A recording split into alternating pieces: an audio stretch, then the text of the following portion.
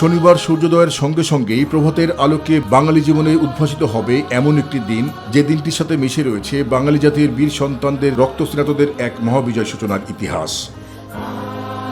আর তাই তো মায়ের ভাষা বাংলাকে রক্ষার জন্য যারা আত্মত্যাগ করেছেন তাদের প্রতি শ্রদ্ধা জানাতে এখন প্রস্তুত কেন্দ্রীয় শহীদ মিনার।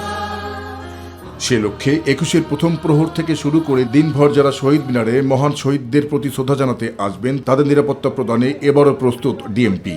মহান শহীদ দিবসে ভাষা সৈনিকদের প্রতি শ্রদ্ধা জানাতে কেন্দ্রীয় শহীদ মিনারে ব্যাপক লোক সমাগম হবে। এই উপলক্ষে ঢাকা মেট্রোপলিটন পুলিশ নিয়েছে কয়েক স্তরের নিরাপত্তা ব্যবস্থা।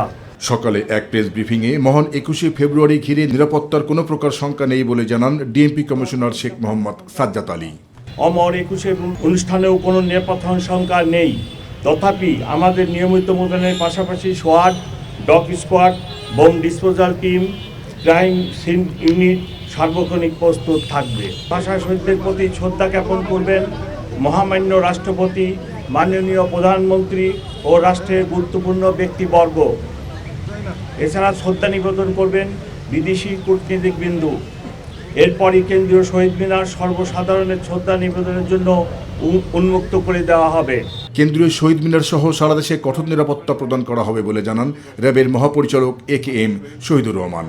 যাতে আইন শৃঙ্খলা পরিস্থিতি বিঘ্ন না হয় সেদিকে আমরা সবসময় সতর্ক আছি, সজাগ দৃষ্টি রাখব। জি, কেন্দ্রীয় শহীদ মিনারে তো আছে, এছাড়া সারা দেশে যেখানে যেখানে আপনার শহীদ বেদিতে শ্রদ্ধা নিবেদন করা হবে প্রত্যেকটা জায়গায়, সারা দেশে সব জায়গায় আমাদের নিরাপত্তা ব্যবস্থা থাকবে। মহান শহীদ দিবস ও আন্তর্জাতিক মাতৃভাষা দিবস উপলক্ষে কেন্দ্রীয় শহীদ মিনারে কোনো নিরাপত্তাজনিত হুমকি নেই বলেও জানান তিনি। জাহিদ আহমেদ বাবু, মাই টিভি, ঢাকা।